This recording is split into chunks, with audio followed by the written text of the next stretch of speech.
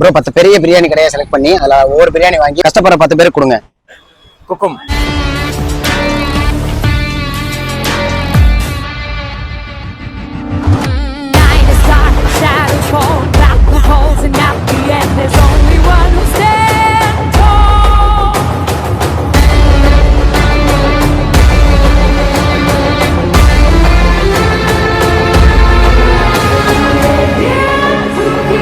So guys, நீங்க சொன்ன மாதிரி 10 கடையில 10 பிரியாணி வாங்கிட்டோம். வாங்க ஒவ்வொரு ஆளுக்கா கொடுப்போம்.